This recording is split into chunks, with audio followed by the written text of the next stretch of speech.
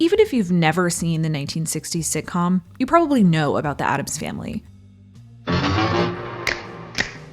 Just those 4 notes alone are enough for most of us to instinctively snap our fingers. First brought to life by cartoonist Charles Addams in The New Yorker in 1938, the family has since been described as an attack on the cliché and the antithesis of the Norman Rockwell post-war American life. But what does that actually mean? What does it mean to be television's answer to whatever you don't like about the 20th century? In this video, I'm going to try to answer that question by breaking down how the Addams Family subverts mainstream American culture and how their commentary on normalcy changes over time. There are many versions of the Addams Family, including a cartoon from the 1970s where Pugsley is voiced by none other than child actor Jodie Foster. And I'm Pugsley! And new ones are popping up all the time. But I'm going to focus on 2 iterations, the sitcom that ran for 2 seasons from 1964 to 1966, and the versions most recognizable to millennials like myself, the 2 films from the early 90s, 1991's The Addams Family and its very popular sequel, The Addams Family Values. The more TV savvy of you will wonder why the Munsters aren't in this video more. The jokey answer is that we don't stan a knockoff. But the real answer is that I think their sensibilities don't quite align with the Addamses, despite some aesthetic similarities. For more on that, I'll direct you to Lindsay Holliday's video on that topic. Before we get into it, I want to take a moment to thank the sponsor of today's video, Shudder. Shudder is a premium video service brought to you by AMC Networks that offers an unbeatable, unique selection of expertly curated horror, supernatural, and thriller films. Because they're sponsoring this video, you can go to www.shudder.com right now and use the promo code BeKindRewind to get 30 days for free. This is an incredible opportunity for anyone who loves movies. If you're a huge horror buff and something about the fact that you're watching an Addams Family video tells me you might be, well, you can't go wrong with a service that's been called the Netflix of horror. If you're just curious about the genre, they've graciously curated a list of Shudder essentials, the perfect entry point to start you out with classics like Carrie and House on Haunted Hill. Even if you aren't one for slasher movies or anything like that, there's still plenty for you on the platform. As a person who gravitates toward the campy and fun side of horror, Elvira's 40th anniversary, Very Scary, Very Special, and the Boulet Brothers' Dragula were the perfect options for me. I actually used the app recently to watch Elvira, Mistress of the Dark while I was in Las Vegas recently for a vacation. And if you've seen the film, you know Vegas is a huge part of it, so it really helped put me in the holiday spirit. Get started streaming the best horror, thriller, and supernatural content. Shudder's expertly curated collection includes must-see titles like Vicious Fun, The Mortuary Collection, and PG Psycho Gorman, plus all the best horror documentaries and the hit Creepshow TV series from executive producer Greg Nicotero of The Walking Dead. Right now, we're in the midst of Shudder's annual 61 Days of Halloween, a 2-month supersized celebration full of new movies and series, so there's tons for you to discover. It's usually just $5.99 a month or $56.99 a year for ad-free, unlimited access to Shudder's unique collection of exclusive and original films and series, horror classics, and blockbuster hits. But again, because they're sponsoring today's video, you can try it right now for free. It's time to indulge in the spooky season. Go to www.shudder.com and use the promo code BeKindRewind to get 30 days free.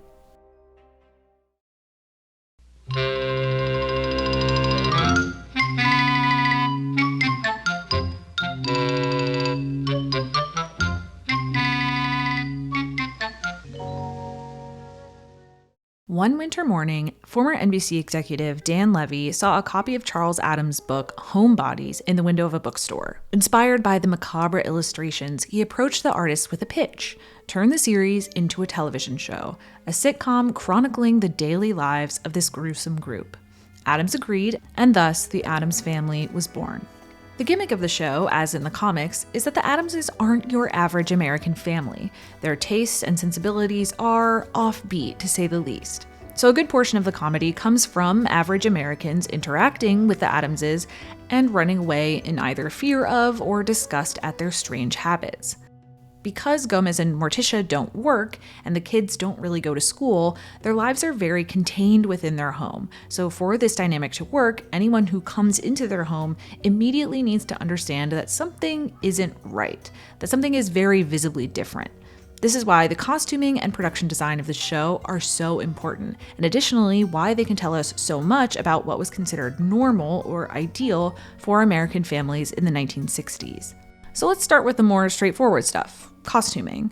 Now, some of the members of the family, like Uncle Fester and the butler Lurch, are kind of self-explanatory. You aren't going to see that many people walking around who are that overtly spooky. But although Gomez and Morticia might look relatively more normal, they were off just enough to seem out of place as a suburban couple. Gomez favored a boxy, pinstriped suit and a mustache, much more stylish in the 1920s and 30s than in 1964, when most TV dads paired slim-cut, solid suits with a clean-shaven face. Morticia's tentacle-like black dress came straight out of the comics, but you won't see other TV moms of this era, aside from Lily Munster, sporting a dress like that. They rarely even touched the color black. Her hair, also jet black and parted down the middle and hanging long with relatively little styling, was almost the exact opposite of the most popular styles for women of the early 1960s. Hair sprayed to high heaven, hair was short, structural, and voluminous. Morticia's look was something audiences would have automatically associated with horror, as her closest aesthetic match in 1964 would have been Vampira, a television horror hostess from the 1950s whose look was also inspired by Charles Addams' cartoons. In fact, there are so few figures to compare Morticia's look to that papers sometimes mistakenly stated that Carolyn Jones, who plays Morticia, was starring as Vampira. Oddly enough, by going against the grain of popular dress in the early 1960s, Gomez and Morticia accidentally ended up looking more like part of the youth culture poised to redefine trends for the late 1960s and 70s. I mean, consider the fact that if anyone looks like Gomez and Morticia, it's Sonny and Cher. The duo released their first album, Look at Us, which includes the famous I Got You Babe, in 1965 during the show's second season. And fun fact, Sonny actually wrote some music for the Addams Family, which is a long story. So what about where the Addamses actually live? The interior of the Addams home was a reused set from the 1964 film The Unsinkable Molly Brown. Dark-stained woods with ornate detailing, grand architecture that made the home feel out of another era or world. Set designer Ruby Levitt, an 8-time Oscar nominee, best known for her work on films like The Sound of Music, Chinatown, and New York, New York, created an aura one paper described as 19th century horror, with touches of the bizarre that would have given Edgar Allan Poe nightmares. Strange knickknacks sit next to uncomfortable-looking furniture pieces that confuse guests when they visit, like this conversation chair. Morticia's peacock chair is elegant but extravagant and showy, more intricate and less mass-produced, more for the aesthetic than the function, which, once again, is essentially the opposite of the design standards of the mid-1960s. The modern designer creates beauty through simplicity, designs in straight, delicate lines, designs in graceful curves, beauty of function as well as beauty of form.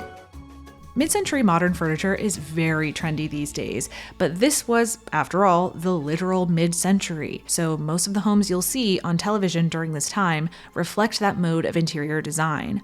The Stevens home in Bewitched, for example, showcases sleek, modern furniture with simple shapes and bright colors. So does the Nelson home in I Dream of Jeannie, the Petrie home on The Dick Van Dyke Show, and any number of sitcom families. Except, of course, the Munsters. One other thing about the Addams decor sets them apart. Scattered throughout the house, you'll see not only the creepy and kooky things like their bobcat alarm clock, but also objects and artifacts from non-white cultures all around the world. We see indigenous, Asian, and African works, and also hear about the many ways in which the Addams family engages with non-white cultures in their daily lives. Some examples: there's a recurring gag about Gomez's membership in the Zen Yogi Society. To my knowledge, the only non-white person who enters their home in the series is from the Zen Yogi Society. Morticia plays the shamisen, a Japanese instrument, and the family often requires the assistance of Dr. Mbogo, a quote-unquote African witch doctor. The whole point of the show is that the Addams family is strange and unorthodox, and therefore unlike the average American family. So by including these objects and behaviors, the show is also making an implicit statement about what it means to be a normal American, which is to say, Americanness, as defined by 1960s television, is Eurocentric whiteness. Anything else is exoticized and therefore scary. By extension, each of these behaviors and objects earn a confused or fearful look from visitors at some point during the series. In the episode Uncle Fester's Illness, Dr. Mbogo proves unable to make house calls, so Dr. Milford comes over instead. Where's your mask and spear? What? The last doctor we had came like that. He's a stand-in for the audience, unable to believe or take seriously what he's hearing about the first doctor who was called. You'll have to forgive him. He's used to our old family doctor, but he's busy with his tribe. And this happens in nearly every Addams iteration, even the cartoons. That's the Balinese way of saying hello. Oh, yeah? Well, this is the Shaggy way of saying goodbye. There are a lot of ways of reading this subject. On the one hand, if we're supposed to ally ourselves as viewers with the Addams Family, and we do, then their openness and admiration for these things should serve to demystify or normalize them. If our friends like them, shouldn't we? But on the other hand, if the joke is constantly eek scary when you're talking about other cultures, specifically non-white ones, it also serves to other them and teach audiences that their fear must be justified. After all, we love it when the Addamses play with dynamite, but that doesn't mean we do it ourselves. It's definitely a mid-60s treatment of race, but one that I think demonstrates that the Addams sensibility or values differ significantly from the mainstream in ways that can be read as very political. Now, the other thing about the Addams Family is that they're 100% oblivious to the fact that everyone they meet considers them strange. Someone will come into their house, see something weird, sprint away, and then they'll come up with some far-fetched excuse to explain why that person suddenly fled. It wasn't that they were scared, they must have just had a meeting or something. It never once occurs to them that they should try to be like everybody else, or that they could have done something to drive people away. Compare this to I Dream of Jeannie or Bewitched, families that are keenly aware of what makes them different and actively hide those differences from everyone they know. Wild things happen to Samantha Stevens as she hides that she's a witch, but no one's afraid of coming into her home. No one does a double take when she walks down the street. As long as you put on a normal, palatable front, you'll be embraced by your neighbors. The Addams Family is the opposite. They seem to be saying, it's okay to be yourself, but also maybe don't be surprised if everybody wants to shun you for it. Their magic, though, is that they make this look extremely appealing.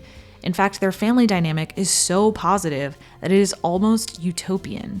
Because they aren't meant to be like your typical suburban family, they, by nature, aren't worried about the same things other families are, and can sort of excuse themselves from many of the concerns and anxieties we see play out in other contemporary sitcoms. Gomez may be the patriarch, typically a breadwinner role, but he doesn't work and has no ambitions whatsoever to do so. There are no office quarrels, promotions, or chances of being fired that could ruin his day. Instead, the Addamses are members of the idle rich, earning passive income from the stock market and owning plantations and mines all around the world. This is actually ethically probably the worst thing about them. Money to him is like a hobby, to be made or lost. He's certainly not scraping for it, and rarely is he ever interested in pursuing it for its own sake, which might be the least American thing about him. That, or the fact that he doesn't mind being taxed, and actually runs for office when the family thinks their taxes are too low. Gomez, darling, it's the tax bill on this house. It's interesting to consider this strange belief of Gomez's aired the same year Congress passed Lyndon Johnson's tax bill, which basically set off the endless series of tax cuts over the next 60 years. As for Morticia, a lot of people who talk about her do so in the context of her fellow glamour ghouls, Vampira, Elvira, and sometimes Lily Munster. But I think it's almost more interesting to place her in the context of other magical mid-60s housewives like Jeannie and Samantha Stevens. As Deborah Baker Beck points out in her article, How the Media Frames Feminism, American women of that era were expressing growing dissatisfaction with their isolation in the home. These shows were trying to acknowledge the impending release of female sexual and political energy while keeping it all safely in a straitjacket. With a twitch of the nose or a quick blink, they demonstrated limitless power within, and yet were limited by the roles society could realistically imagine for them. Morticia, though not magical in the same way, feels powerful because she's written to be immune to the trends and standards of the average American housewife of her time. Morticia is quite traditionally feminine, but she never feels inhibited by her gender. In the entire series, I counted one time when something was explicitly stated as a gendered role or action, and it wasn't even about Morticia. No, you have to be a girl to be a stewardess. It is not unfair. That's just the way things are. This isn't to say there aren't gendered divisions. After all, Gomez isn't the one who trims roses or knits. But at the same time, they share a lot of hobbies and do a lot of things together to a degree that other TV couples don't. Morticia will play with Gomez's trains with him, they fence together, they play other sports together. What's more, Morticia often wins without Gomez acting like a sore loser. Even though no one in the Addams family works in the 9-to-5 sense, Gomez supports Morticia's career aspirations when she has them. Compare this to a show like Ozzie and Harriet, where that same year, one character worries she might not be feminine enough because she's so handy at fixing things around the house. Meanwhile, Ozzie insists that he drive home instead of Harriet. But there's nothing that makes a man look sillier than to drive up with his wife someplace and she's doing the driving. And then there's Gomez, who can't even drive. In that way, Gomez and Morticia's partnership is quite equal for the time period. They're so extremely secure in their relationship that Morticia is able to avoid many anxieties expressed by wives on other television shows. Take, for example, Laura Petrie, played by Mary Tyler Moore on The Dick Van Dyke Show. As glorious a couple as Rob and Laura were, and they were, even Laura faced existential crises about her role as a wife and mother from time to time. In one famous episode, My Blonde-Haired Brunette from 1961, Laura fears that the romance in her marriage is fading. Wonder if he's getting tired of me. I never noticed these lines before. Maybe he has. In an effort to ignite a new spark, she dyes her hair blonde. It doesn't go well, and of course Rob loves her the way she was, and back to brunette she goes. It's a very cute, very funny episode, but that kind of humor never appears in the Addams Family. Gomez and Morticia are remarkably confident in their relationship. Carolyn Jones told one paper, "Gomez thinks I'm the sexiest thing this side of Sophia Loren. We adore each other, and instead of taking our violent tendencies out on each other, Gomez crashes trains and Morticia feeds her carnivorous plants." It's not that other TV couples weren't madly in love with each other. No one could watch an episode of The Dick Van Dyke Show, for example, and think Rob and Laura were simply tolerating each other. But what sets Gomez and Morticia apart is that they're explicitly physical. For a 1960s TV couple, they're very handsy. Gomez constantly clutches Morticia and famously kisses up her arm anytime he hears her speak French. She never rebuffs his advances, she simply delays them, letting the audience know exactly what they'd be up to when the cameras weren't around. Magnifique! Fish. That French. All right. Hold it. Just a moment, darling. Later. This was a very conservative era in television, when many married couples still had separate twin beds in their bedrooms. So how did the Addamses get away with such flagrant displays? Producer Nat Perrin explained in The Addams Chronicles by Stephen Cox, "It was so flamboyant, we never had any trouble." This is really the key, I think. As romantic as they were, it's almost always so eccentrically presented that it easily slides into camp, or a kind of non-threatening sexuality. That said, their behavior is also tempered in ways that other shows weren't. They almost never kiss each other on the lips, and we only see their bedroom once or twice in the entire series. In other words, they'll hint at an off-screen life, but won't give you any other details as to what that might look like. All of these things combined, the show ends up becoming a rebuke of the way Americans construct narratives, all wrapped up in a whimsical little package. The show constantly asks you to wonder why you think certain things are normal, and what structures are in place that cause you to think that way. Maybe the best example of this is in the pilot episode.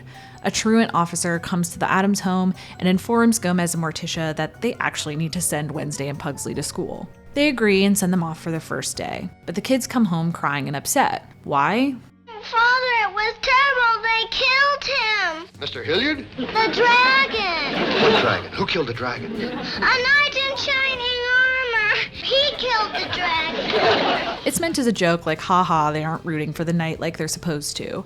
But really, it's asking something kind of profound, to flip foregone conclusions on their heads, to reconsider traditions and narratives from a new perspective.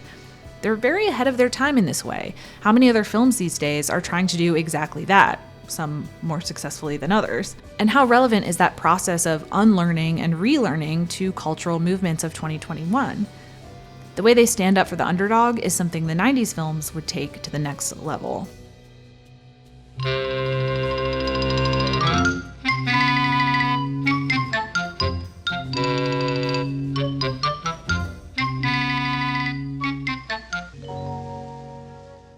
Friday, November 22nd, 1991. Critics bemoan the lack of original ideas in Hollywood. The tidal wave of sequels, remakes, and seemingly worst of all, movies based on old TV shows seems to bespeak a tightening of whatever pipeline there is to that which is innovative and fresh. The Addams Family, which opens today, might be the exception that proves the rule. Wow, they really had no idea what was coming, huh? In 1986, producer Scott Rudin approached Charles Addams about a potential film reboot of The Addams Family, and in 1991, against all odds, given the nightmarish rights and studio issues to get that thing off the ground, The Addams Family hit screens across America, this time with Raul Julia, Angelica Houston, and Christopher Lloyd as the leads. Another quick Cher fact: the studio initially wanted Cher to play Morticia, but the producers agreed that it would unbalance the film, whatever that means. They instead approached Angelica Houston, who, upon being offered the role, replied, "If you don't mind me asking, why not Cher?" And listen, I get the instinct, but also you can't tell me Angelica Houston wasn't born to play Morticia when this is her actual mother. I mean, come on. The filmmakers insisted that the film was a reflection of Charles Addams' original cartoons, not a cinema reworking of a sitcom. Rudin stated, "No one ever tried to come close to the sensibility of the TV show." And that's only kind of true. I mean, the movie borrows plenty of gags, names, and visuals from the show. The costumes are largely the same, though slightly more ornate than in the series, and the house is very similar, although it has a more run-down, cobweb-ridden, haunted feeling, more like the Munsters than the quirky eclecticism of the sitcom family. But there were some changes made to the characters. Thing becomes a disembodied hand rather than an arm in a box. Rather than being Morticia's uncle, Fester becomes Gomez's brother. Morticia, frankly, doesn't seem to do as much as she does in the TV show. She's made to feel more ethereal and otherworldly, kind of stoically gliding through the house. And Gomez is much more competent than he is in the show, as a businessman, as an athlete, even as a lover. Morticia never needs to deny his advances to get him to focus. He never takes it too far at inappropriate times, and if he does, she's usually down. Wednesday and Pugsley also play a much bigger role in the films, particularly Wednesday. In the sitcom, the children rarely show up, and frankly, they don't add much when they do. Besides their atypical interests in headless dolls or stealing road signs, their demeanors are very much like those of regular children. The 90s films, however, give us burgeoning teen idol Christina Ricci, who, having starred with Cher in Mermaids, was already an experienced film actress by the time she joined the cast and really adds a lot with her performance. Inspired by Lydia Dietz in Beetlejuice, she adopted a deadpan persona for Wednesday that has essentially defined the character in every iteration since. By the time the second film rolled around, it was clear to the filmmakers what they had, and she earned a significant arc of her own, which, don't worry, we'll get to. Generally speaking, as Rudin stated, the 90s films are much more interested in the dark humor of the comics than the bumbling broad comedy of the sitcom. Screenwriter Paul Rudnick told BuzzFeed that he didn't recall anything having to be cut from the film to maintain a PG-13 rating. And side note, incredible that they stuck with a PG-13 rating.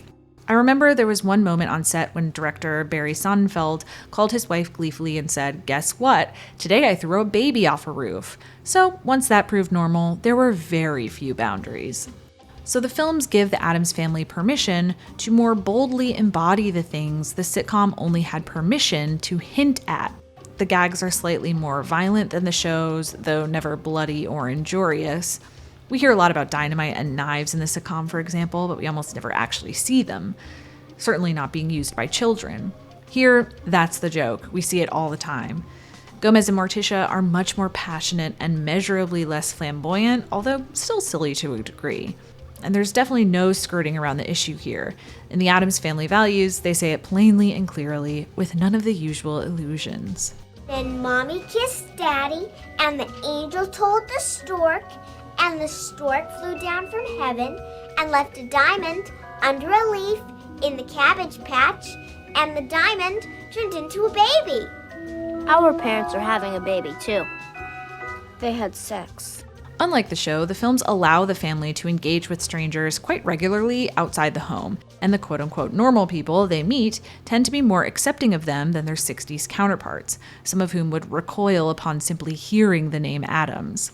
These interactions become the film's best source for comedy, because these Addamses are not as shy about their distaste for mainstream trends, values, and culture. Not in a way that's off-putting or pretentious, but more like playful mockery. Rather than being obtuse about how they don't fit in, they embrace it. Probably best exemplified in this 100% perfectly written line in the Addams Family Values, delivered to the absolutely iconic Debbie Jelinski, played by Joan Cusack. You have married Fester. You have destroyed his spirit. You have taken him from us. All that I could forgive. But Debbie... What? Pastels? The sitcom does occasionally go there, but not quite as often, and rarely is it as biting. One example of them actually doing that comes in episode 2 when Pugsley joins the Boy Scouts, and his parents have no idea how to handle it. We've lost him. But perhaps the best way to illustrate this difference is to show how they approach Christmas. In the episode Holidays with the Addams Family, everyone goes to great lengths to convince the children that Santa is real, and caps off the evening with a rousing rendition of We Wish You a Merry Christmas.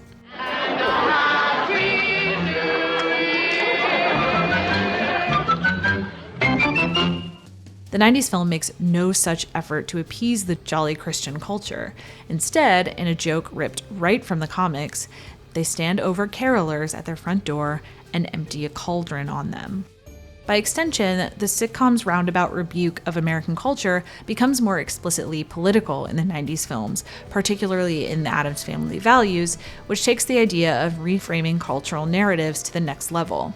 In a scheme concocted by their nanny, Debbie, Wednesday and Pugsley are sent to Camp Chippewa for the summer. Toward the end of their stay, they're forced to participate in a play depicting the first Thanksgiving. Why a Thanksgiving play in the middle of summer? We'll never know.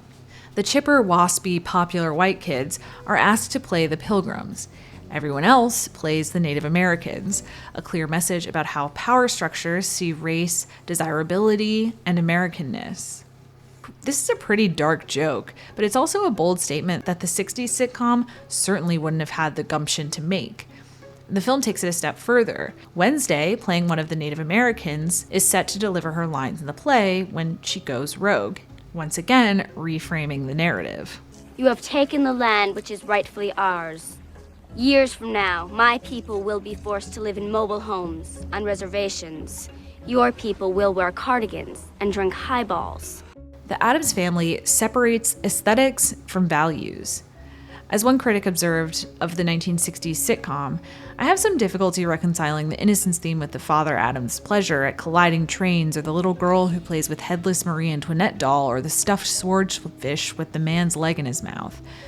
But truthfully, I found the Addams Family a lot more attractive than some of my own neighbors who are sweet and conventional on the outside and creepy on the inside. Life isn't a Disney movie where the shadowy, cackling outsider twirling his mustache is the clear and obvious bad guy. More often than not, the worst people look as beautiful and normal as can be. The villains in their story are scheming murderers, yes.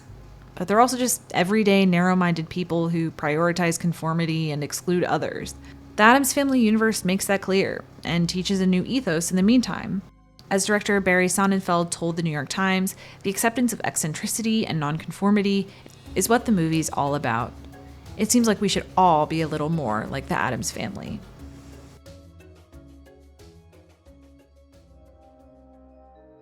Thank you again to Shudder for sponsoring today's video. As a quick reminder, you can go to www.shudder.com and use the promo code BeKindRewind to get 30 days free.